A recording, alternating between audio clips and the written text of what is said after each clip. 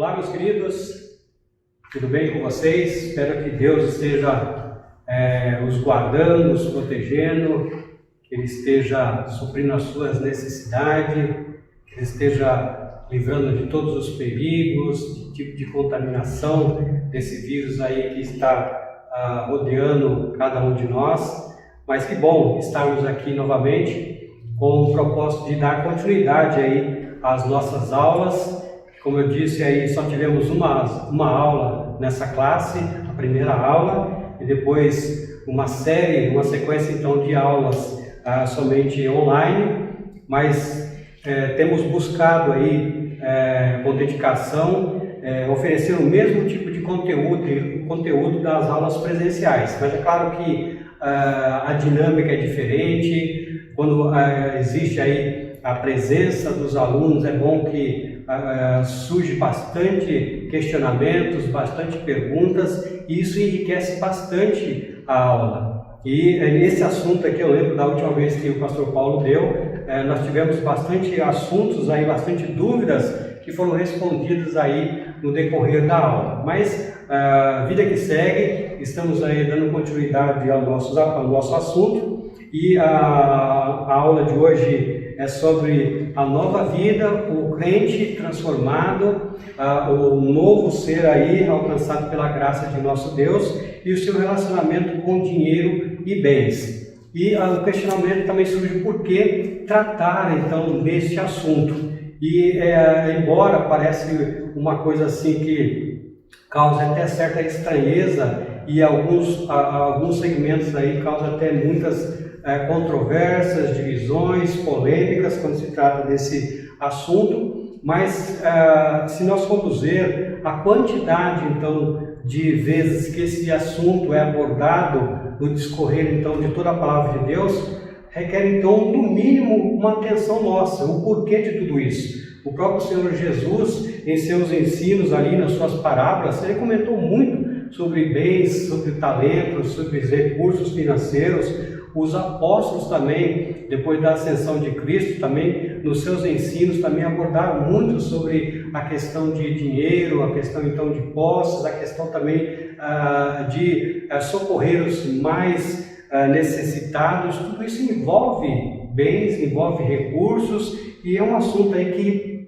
carece do nosso olhar mais atento, da nossa então discussão sobre esse assunto. Não queremos polemizar, não queremos trazer para um lado aí que venha causar algum tipo de polêmica, mas todas as dúvidas e questionamentos, nós temos aí a nossa classe no portal, que você pode dirigir a sua pergunta, a sua dúvida para lá, e com certeza nós iremos tratar com carinho cada uma delas. Mas aí, abordar então esse assunto, muito então, como eu já falei, das parábolas do Senhor Jesus, fala sobre o assunto, os ensinos também dos apóstolos. Então você deve estar certamente se perguntando, é errado o crente ter bens? É errado o crente ter posses? É errado o crente ter vultuosas soma de dinheiro? Então você certamente deseja ser uma pessoa bem-sucedida. Então muitos medem o sucesso aí também pelos bens materiais adquiridos. Então já começa algum erro por aí, porque o caráter, a pessoa, o ser, ela não deve ser medido pelo que ela tem. Então nós não devemos ver então, ou nós nos acharmos que somos alguma coisa mediante os recursos que nós temos. Então a Bíblia ensina que aos olhos de nosso Deus, você só pode ser uma pessoa de sucesso através de uma vida de fidelidade. E nós vamos falar muito, discorrer sobre muito essa questão, que o problema não está no dinheiro. Então, o problema não está em ter recursos, o problema não está em ter bens materiais, o problema está no seu coração, como você administra tudo isso. Então você descobrirá, então esse é um dos propósitos da nossa aula, você descobrirá quais são as atitudes que Deus deseja que tenhamos com relação aos bens materiais e ao dinheiro. Note que não estou falando que é pecado você ter bens, não é pecado você ter dinheiro, mas a maneira como você administra tudo isso. Uma verdade, Augusto Nicodemos, ele disse essa frase: a maior bênção do Evangelho é a salvação. Quem quiser dinheiro e bens, estude, se qualifique e trabalhe. Olha que é interessante, muitas vezes a pessoa vem até ao Senhor ou faz até uma menção de entregar a sua vida a Cristo, achando que com isso vai obter bens materiais, vai angariar recursos, vai mudar de vida, vai ter posses. Então é interessante que Augusto Nicodemos ele salienta bastante: a maior bênção do Evangelho é a salvação. Então esse é o propósito. Então nós anunciarmos as boas novas de salvação, transformar o perdido, trazer ele então para a luz, para o Senhor Jesus Cristo. Quer dinheiro, quer bem, se qualifique para isso, vai à luta, trabalhe. Deus então falou que no suor do nosso rosto nós devemos trabalhar. Então, quer ganhar bens, quer angariar recursos, trabalhe, se qualifique, estude. Outra frase interessante que o pastor Luciano Subirá diz: não é nada errado no fato de uma pessoa ter dinheiro. Errado é quando o dinheiro tem essa pessoa. Note a inversão do papel, quando o dinheiro é o senhor dessa pessoa, quando o dinheiro então dita as regras. Então quando aquela pessoa se deixa levar pelos bens que tem. Então a propósito também, você descobrirá quais são as atitudes que Deus deseja que tenhamos com relação aos bens materiais e ao dinheiro.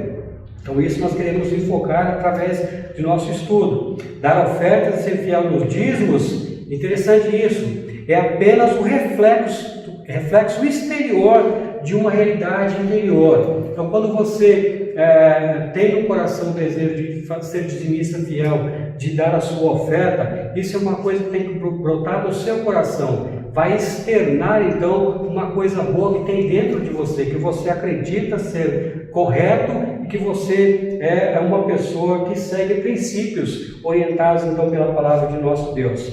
Agora então, como eu disse, por que estudar então sobre dinheiro? Veja bem, se na Bíblia há 38 parábolas contadas por Jesus, dentre elas 16 tratam a respeito de como lidar com dinheiro, riqueza ou posses. Estima-se que há mais de 2.350 versículos na Bíblia sobre dinheiro e posses. Agora compare, há 500 versículos sobre oração. Olha a discrepância. Menos de 500 sobre fé. Vemos assim que a Bíblia apresenta muito ensino sobre dinheiro. Então o que isso sugere para você, para cada um de nós? Pelo menos que o tema é importante e merece então uma atenção. Esse esboço aqui, isso daqui eu peguei da editora cristã evangélica, que estava tratando então sobre esse assunto. Agora veja que o salmista diz no Salmo 62: se as vossas riquezas aumentam, não ponhais nela o coração. Esse é o que mora o grande perigo. Angariar bens, Deus então nos capacita, nos dá sabedoria, nos dá recursos, condições para ganhar. O problema é como nós vamos administrar, onde nós vamos colocar então o nosso coração. Já viu, diz que onde está o seu tesouro, ali também está o seu coração. Então muito cuidado com isso. Quem ama o dinheiro, Eclesiastes capítulo 5, 10, quem ama o dinheiro não se fartará de dinheiro. Ou seja, quanto mais tem, mais quer, mais quer, mais quer. Então, nem o que ama a riqueza se fartará do ganho. Também isto é vaidade. Então, o problema, como eu disse aqui, não é possuir dinheiro, mas ser possuído por ele. O dinheiro é um bom servo, mas um péssimo patrão. Não é pecado ser rico. A riqueza é uma bênção. É Deus que nos dá a sabedoria para adquirirmos riqueza. O problema é colocar o coração na riqueza. A raiz de todos os males não é o dinheiro, mas o amor ao dinheiro. Hernandes Dias Lopes que escreveu então essa frase. Então, para nós então meditarmos, e isso aqui, alguns questionamentos que nós vamos fazer durante a aula, algumas perguntas que vai nortear o nosso coração com relação aos bens, aos recursos, ao dinheiro que Deus tem nos dado. E se nós, como eu disse, a gente não quer polemizar, mas uma das questões que muitos se comentam é que os 10% era do Velho Testamento. Então não existe, me mostra na Bíblia uma citação que eu tenho que dar os 10%. E com certeza eu não vou te mostrar nenhuma passagem aí na Bíblia que mostre eficazmente ali, um versículo ali que diz que você tem que dar 10% do seu ganho para o Senhor. Mas é interessante que nós vamos aprender alguns princípios aí que vai nortear o nosso coração, vai nortear o nosso ser com relação a tudo isso. Partindo então desse pressuposto, você vem para a igreja, participa aqui dos nossos cultos, você tem um local agradável, você tem ar-condicionado, você tem cadeiras almofadadas para você sentar e assistir o culto tranquilamente, e por trás de tudo isso existe uma estrutura, existe água, luz, telefone, pessoas então que no decorrer da semana aqui estão encarregadas para que quando ocorre o culto, tudo esteja em ordem. Então nós temos muitos recursos que é necessário para manter toda essa estrutura. Agora note, a igreja ela não tem um ramo de atividade aqui que angaria fundos para custear tudo isso. Além disso, a igreja também tem o potencial de esticar a sua mão para ajudar em outros lugares. Quando falamos esticar a sua mão aqui, é ajudar os missionários também enviados ou não por essa igreja. Essa igreja também ajuda no sustento de outros missionários enviados por outras igrejas. E esses missionários são braços da igreja trabalhando em outros lugares. E esses recursos também saem também aqui da igreja. Nós temos obras, construções que precisam ser feitas aí, e tudo isso, o dinheiro de tudo isso está no bolso de cada um de nós, dos servos do Senhor. Então, por que nós trabalhamos com a questão dos 10%? Se nós formos ver Lucas capítulo 16, muitos acham, então pega então esse versículo, né, que se você for fiel no pouco, então peraí, Jesus está ensinando lá que se eu já fosse fiel no pouco, então eu já sou dizimista.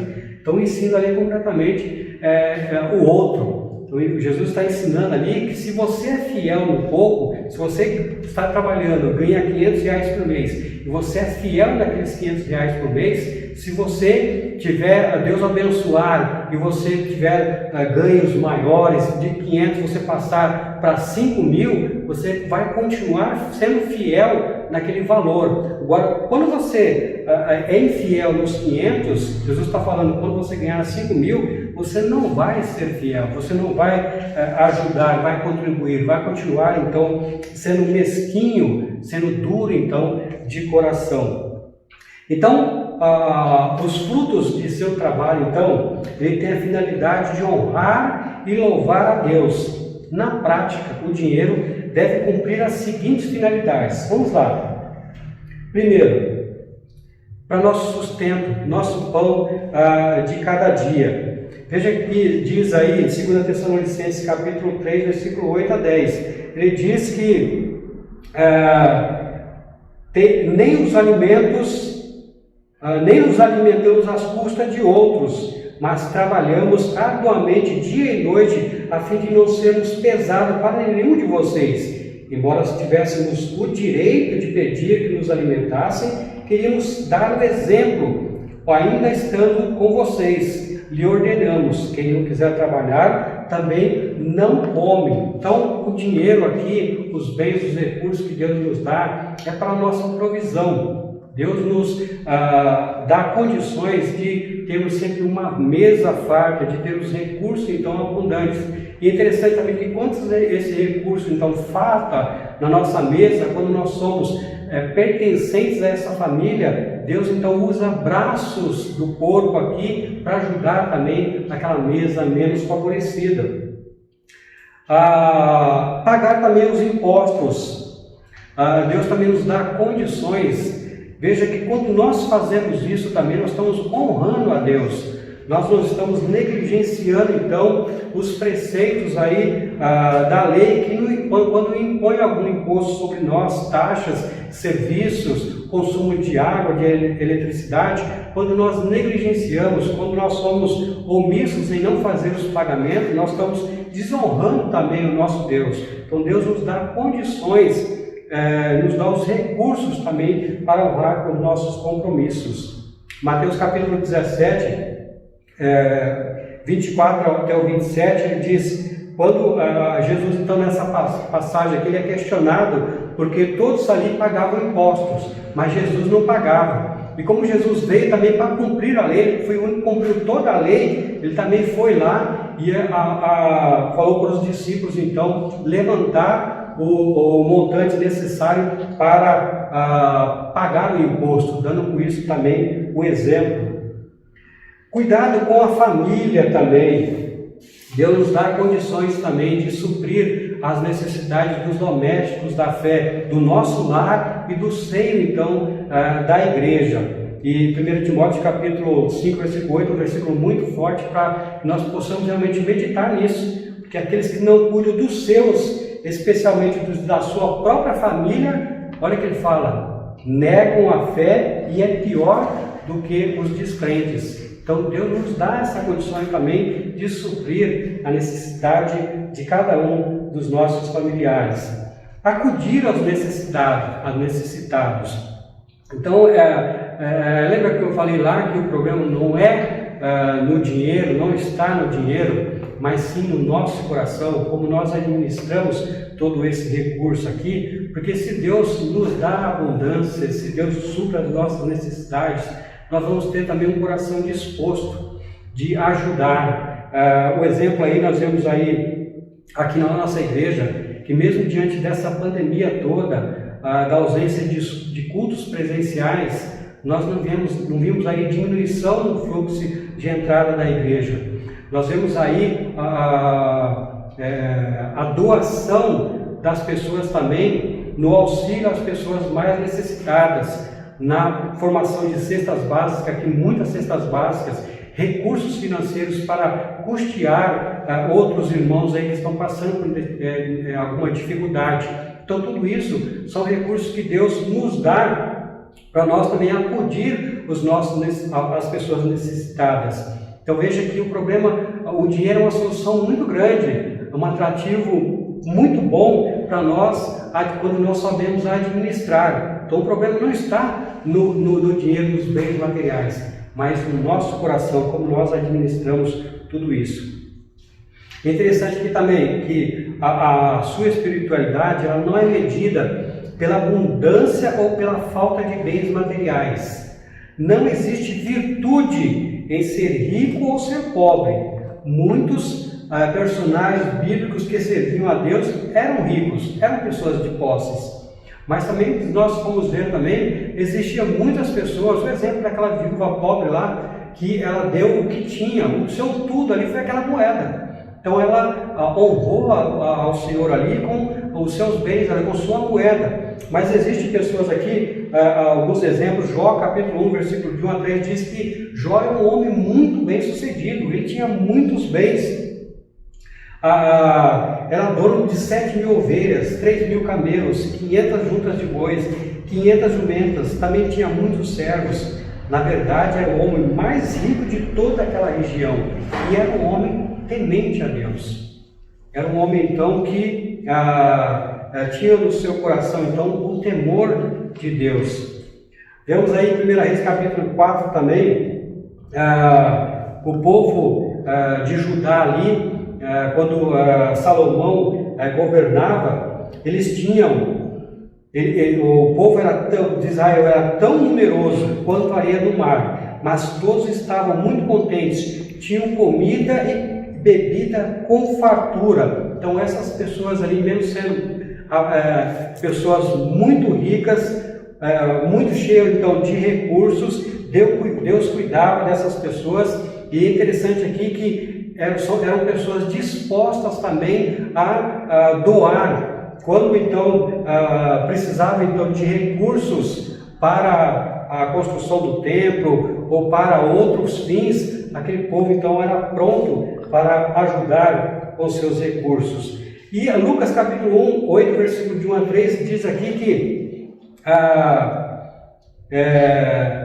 que Jesus então começou a percorrer toda a cidade, povoados e vizinhanças ali. E também os discípulos iam com eles, e também algumas mulheres. E alguma dessas mulheres aqui também, no caso aqui era até a esposa, a Joana, a esposa de Cusa, administrador de Herodes. Então uma pessoa então da alta posição, mas que tinha no coração o desejo também de ajudar com recursos próprios, que a Bíblia diz que essas mulheres ajudavam com seus próprios recursos.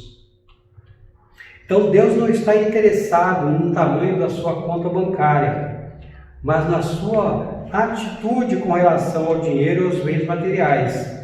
Então nós vamos descobrir o que a Bíblia fala sobre o dinheiro. Então 1 Crônicas capítulo 29, versículo 11 e 12, diz que tudo foi criado por Deus e pertence a Ele. Então a primeira coisa que nós devemos colocar aqui, ter em nossa mente, que nada é nosso, nós somos mordomos, nós somos administradores, tudo então é de Deus, todas as riquezas desse mundo, tudo foi criado por Deus. Então nós estamos aqui como administradores então desses recursos que Deus tem colocado em nossas mãos. Uma outra verdade sobre o dinheiro, no Salmo 49, versículo 16 e 17, uma certeza: quando nós morremos, nós não vamos levar nada. Então, às vezes nós brigamos, questionamos, medimos força, mas quando nós partimos aqui, nós não vamos levar nada. Portanto, não desanime quando o perverso enriquecer e a sua casa se tornar ainda mais luxuosa, pois quando morrer, nada levará consigo, sua riqueza não o acompanhará para o túmulo. Então, preste sentido nisso. Esses bens, esses recursos não vai acompanhar para você depois que você chegar até o túmulo ali. Filipenses capítulo 4, versículo 19. Lembra que Deus é que supre todas as nossas necessidades. Então aqui Paulo escrevendo aos Filipos aqui, dizendo para vocês não se preocuparem com coisa alguma. Então esse mesmo Deus que cuida de mim, Ele vai suprir as suas necessidades por meio das riquezas gloriosas que nos foram dadas então, em Cristo Jesus. Nós precisamos então ter essa certeza de que Deus vai cuidar, vai suprir de cada uma das nossas necessidades, vai nos colocar aí para descansar quando nós colocamos realmente o nosso coração nessa certeza, nessa confiança de que Deus cuida de cada um de nós. E em 1 Timóteo capítulo 6, versículo 10, o amor ao dinheiro, sim, o amor ao dinheiro é que é a raiz de todo o mal. Quando você coloca a sua vida alicerçada no que você é, no que você tem. Quando você coloca então a sua vida alicerçada nos seus bens materiais, esquece então das promessas eternas, você perde a visão celestial, você começa então a depositar a sua fé e a sua esperança na sua conta bancária gorda, nos seus bens materiais, em tudo que você conquistou aqui nessa terra. Mas em 1 Timóteo diz: pois o amor ao dinheiro é a raiz de todo o mal, e alguns, por tanto desejarem dinheiro, desviaram-se da fé e afligiram-se a si mesmo com muitos sofrimentos. É interessante que o Senhor Jesus, falando aí em uma de suas parábolas, da parábola ali do semeador, ele diz ali que Jesus então no caminho, diz que a pessoa, o o semeador foi semeando e lançou as suas sementes no caminho. Então umas ali caiu ali na beira do caminho, vieram as aves e comeram. Lançou também ali a semente, caiu algumas na pedra, mas por estar ali na superfície, não ter terra, cresceram rapidamente, mas logo também morreram porque não tinha terra. E outras ali, interessante que elas caíram no meio de espinhos. E essas plantas ali, essa semente que caiu no meio do espinho, como não houve o cuidado de tirar esses espinhos, os espinhos também cresceram junto. A planta cresceu e os espinhos também cresceu. Mas ali parecia que os espinhos não eram perigosos, porque estava crescendo juntamente com a planta. Então no início ali era uma planta qualquer. O problema é que acontece com o passar do tempo. Então o fato de os espinhos não terem sido removidos, eles cresceram ao ponto de sufocar então aquela planta. Então essa foi a interpretação que o Senhor Jesus deu. E o que foi semeado entre espinhos é o que ouve a palavra, mas os cuidados deste mundo e a sedução das riquezas sufocaram a palavra e ficaram então infrutíferas. Então veja aí que o amor aí ao dinheiro, o apego aos bens materiais cria um distanciamento, que a palavra também de Deus nos diz que não podemos servir a dois senhores.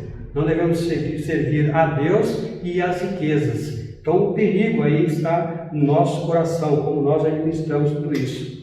Hebreus capítulo 3, versículos 5 e 6 também diz: devemos nos contentar com o que temos. Então se Deus nos deu o recurso necessário para nós vivermos e estamos vivendo aí perto do Senhor, e Hebreus diz: não amem o dinheiro, estejam satisfeitos com o que têm. Então muitas vezes falta em nós essa perspectiva bíblica do que Deus requer de cada um de nós, quer para a nossa vida.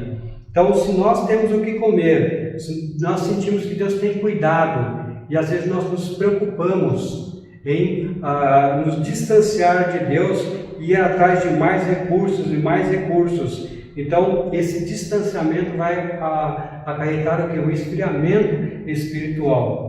Então ele diz: não ame o dinheiro, estejam satisfeitos com o que tem, porque Deus diz: não deixarei, jamais o abandonarei. Isso é promessa de Deus, de cuidar de cada um de nós.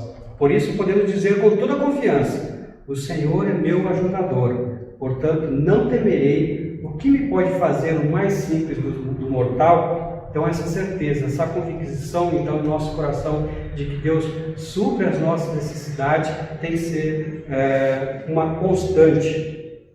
Agora, muito do que é importante para você não pode ser comprado com dinheiro. Então você pode aí alicerçar a sua vida aí no que você tem. Você pode comprar muitas coisas, muitos recursos com o dinheiro que você tem, mas tem algumas coisas aqui que o dinheiro não tenho certeza que não pode comprar, e a Bíblia nos adverte contra isso. Então, como disse, alguns princípios que vai nortear a nossa vida. Provérbios 16, o que o dinheiro não compra? Ele não compra a sabedoria. Então diz o sábio: é melhor adquirir sabedoria do que o ouro. Então é mais importante adquirir sabedoria do que o ouro, e é melhor obter discernimento do que a prata.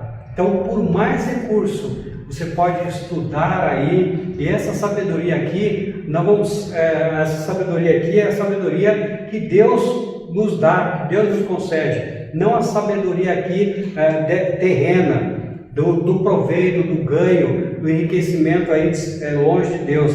Mas essa sabedoria aqui que Deus nos dá, é só Ele que coloca em nosso coração, não é os seus bens, não é o seu recurso. Eclesiastes capítulo 5, versículo 12, que o dinheiro também não pode comprar: um sono tranquilo. Você pode deitar ali na sua cama, descansar, sabendo que você tem princípios, tem valores norteados pela palavra de Deus, e nada pode comprar então esse sono tranquilo.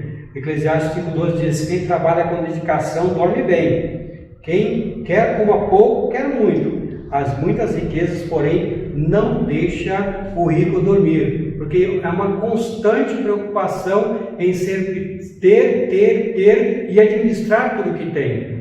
Então, a pessoa rica também não pode comprar esse sono tranquilo. Eclesiastes capítulo 4, versículo 6 também, que pedir não pode comprar paz e tranquilidade. Jesus também diz que ele deixa-nos a paz, não a paz que o mundo dá, mas a paz que Cristo dá. Essa ninguém pode comprar. Melhor é um punhado de descanso do que anos as mãos cheias de trabalho e correr atrás do vento. Então essa paz aí que Deus dá, somente Ele pode conceder àqueles que creem e depositam a sua fé e confiança nele. O que o dinheiro também não pode comprar, saúde e fé. Você pode ter muito dinheiro, mas se faltar a sua saúde, não é o dinheiro que vai te dar. Você pode ir lá ter os melhores hospitais, mas chegou ali, se Deus tirar a sua saúde ali, se o Senhor tirar a sua saúde, não vai ser muitos recursos que vai fazer com que ela volte. Deus é que nos dá a fé é um presente de Deus. Nós não conseguimos produzir fé, é Deus que coloca então fé em nosso coração. Quando você então aplica esses princípios bíblicos na sua vida financeira, experimenta então as bênçãos de Deus implícitas no princípio da colheita. Veja que diz 2 Coríntios 9,6: aquele que semeia com fartura também colherá fartamente. Então vamos conhecer outros princípios bíblicos aí, como eu disse aí, alguns princípios que vai nortear a nossa vida de fidelidade, de dedicação então ao nosso Deus com os nossos bens e os nossos recursos. Então Provérbio 21, versículo 20, um princípio aí, voltando aqui, Provérbio 21, 20, que diz esse princípio aqui: poupar com sabedoria. Nós tivemos aí uma live aí, recentemente, numa quarta-feira, da Kátia, aí nos ajudando a administrar bem os recursos que Deus tem nos dado. E um desses princípios aqui é poupar com sabedoria, é não gastar tudo, dedicar parte dos recursos para fazer uma poupança para guardar para uma situação inesperada. Provérbio 21, 20 diz: na casa do sábio há tesouros preciosos e o suficiente para viver, mas o tolo desperdiça tudo que tem. O tolo então gasta tudo, o que vem na mão ele gasta tudo, mas o sábio ele administra os seus recursos. Um outro provérbio também diz, veja que princípios que vai nortear a nossa vida: não fazer dívidas. Então às vezes nós nos endividamos tanto, nós comprometemos aí todos os nossos recursos, a nossa renda familiar, e chega todo o final do mês é só para pagar conta. Então é dívidas em cima de dívida. E Provérbio 22, 7 diz que o rico domina sobre o pobre, e o que pede emprestado é servo de quem empresta. Então, se você pede emprestado lá para o cartão de crédito, você é servo do cartão de crédito. Se você pede emprestado lá no banco, você é servo então do banco, está comprometido às suas rendas. Então, se você não souber administrar isso, você acaba sendo escravo do dinheiro. Provérbio 28, versículo 20, um princípio também: sendo honesto, ganhe honestamente, trabalhe com o suor do seu rosto, se esmere em conseguir com dedicação, com afinco, na dependência de Deus. Não pense então em tirar proveito, não pense em seguir então o curso desse mundo. Então o mundo aqui ensina que as pessoas então têm que usar os outros como degrau para chegar à fama. Mas o provérbio diz: o homem fiel será acumulado de bênção, mas quem tem pressa de enriquecer não ficará então sem castigo. Outro princípio: não tendo inveja. Então, se Deus também abençoou ali o seu vizinho, o seu parente, a pessoa próxima, não tem inveja. Então Deus da mesma forma que é bondoso para com você, é bondoso também com o seu vizinho, com a pessoa que está próxima de você. O provérbio diz: o ganancioso corre atrás das riquezas, mas não sabe que a pobreza há de vir sobre ele. Então não tenha inveja. Agradeça a Deus pelo que você tem e ore por aquelas pessoas também que estão em iminência. Tudo que você tem foi criado por Deus, pertence a Deus. Então, como você pode ser usado para sustentar financeiramente a obra de Deus? Os dízimos, 10%, são entregues como prova de fé no sustento dessa obra. São dedicados com fidelidade e regularidade pelo discípulo de Jesus na igreja onde serve. O que a Bíblia, então, ensina sobre dízimos? Vamos ver, então. Note aqui que eu não quero trazer o texto aqui de Malaquias, capítulo 3, versículo 10, trazer aqui que todos os dízimos eram trazidos para a casa do tesouro. Então, eu quero dizer aqui que trazendo isso aqui para o Novo Testamento e colocar que você tem que trazer todos os recursos para a igreja. Então, ali era o tesouro ali, a casa do tesouro na época era o templo. Então, nós não temos aqui essa transformação de lá para cá. Então, Malaquias, mas ele advertia lá, naquele tempo ali. Deixa eu me achar aqui.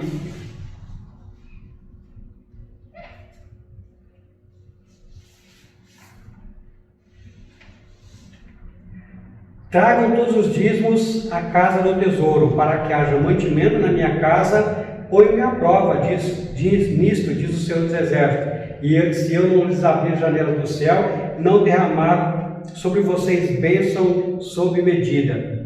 Então, dízimo então está relacionado também com o nosso coração, no sentido de continuar a ajudar, como eu disse aqui, na administração da igreja local. Você pertence a esse corpo. Então, se você, de repente, fala assim, não, então eu vou administrar meu dízimo, eu vou lá, vou comprar cestas básicas. Então, primeiro você está dizendo que a administração dessa igreja, o anjo que Deus colocou nessa igreja aqui, não é capaz de fazer isso, de ver então as necessidades então do povo ao nosso redor. Nós vimos aí a direção aqui da igreja com essa visão ampla de ajudar as pessoas próximas aqui. Foi arrecadado quase 10 toneladas de alimento aqui para pessoas carentes. Então, os recursos são canalizados para cá e daqui, então, pessoas usadas por Deus distribuem os recursos, como eu disse, as mãos são ajudadas em outros lugares, fora da nossa região aqui também, até fora do país também, com os recursos que você coloca aqui, que você deposita aqui nos cofres da igreja aqui. E Deus tem abençoado, Deus tem dado, então, tem norteado a direção dessa igreja, os anjos que Deus colocou nessa igreja, a administrar bem os recursos.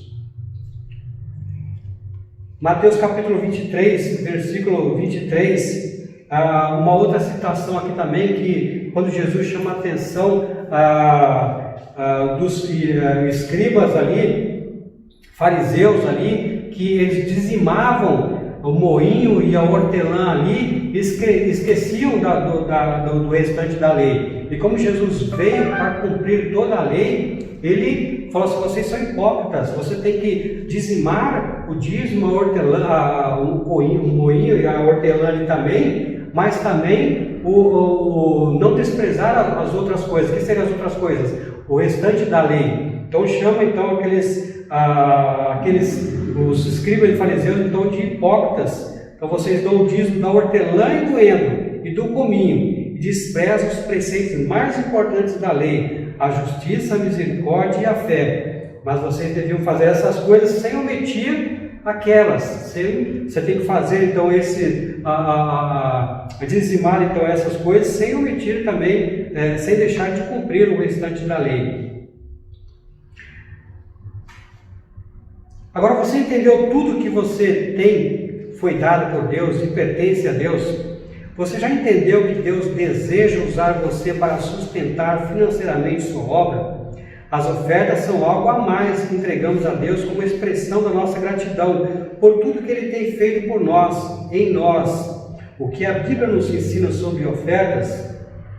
1 Coríntios capítulo 16, versículo 2, o apóstolo Paulo então, escrevendo então aos Coríntios, então ele falou que naquela semana ali, quando eu chegar ali, então vocês já recolhem essas ofertas. Quanto? 10%? Não, vocês recolhem essa oferta, essa quantidade aí que brotar no coração de vocês, e esses recursos então eu vou pegar, vou levar então para ser bênção em outros lugares.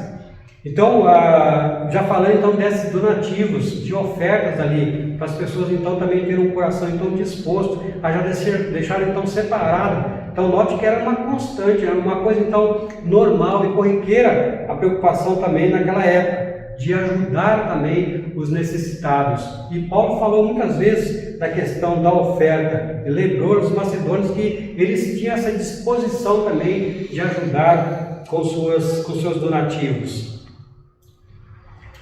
2 Coríntios capítulo 9, versículo 7, dê conforme decidir o seu coração. Quanto que eu tenho que dar de oferta? Quanto que eu tenho que dar de dízimo? Lembra que eu falei no começo, o problema está no nosso coração. Às vezes você pode dar 20%, 30%, e isso não vai fazer falta para você. Então, nós colocamos aí, entendemos que 10% é o razoável. Como lá desde o princípio foi colocado as primícias lá da sua renda, os 10% ali no início ali, traz para a casa do Senhor. Mas tem gente que pode dar muito mais, ele tem um coração disposto a socorrer, a ajudar, a contribuir, não somente com o dízimo, mas com ofertas também, que às vezes extrapola também o que ele dá de dízimo, porque é uma pessoa que tem um coração disposto. Provérbio capítulo 3, 9 e 10, né? Honre ao Senhor com os seus bens, com as primícias de sua renda. É só com dinheiro? É só com as primícias do que eu ganho, do que eu consigo? Tivemos aí a questão dos donativos aí das cestas básicas. Quantos voluntários envolvidos na distribuição, na montagem, da arrecadação das cestas básicas aí, estão dando oferta ao Senhor, então, para ajudar nesses donativos, na preparação desses donativos, para chegar até outras pessoas que precisam. Então, para nós fecharmos ali, a pergunta que fica, seguindo então esses princípios aí, que como eu disse, vai nortear a nossa vida, vai nortear então o nosso coração, você é um dizimista na igreja onde congrega? Você acha isso coerente com as verdades ensinadas? Você acha que o dízimo é uma questão que Deus coloca em nosso coração para que nós nos desprendermos dos bens materiais e colocar a nossa fé e nossa esperança somente em Deus? É uma forma então de nós nos desapegarmos das coisas materiais e colocar que Deus vai suprir as nossas necessidades.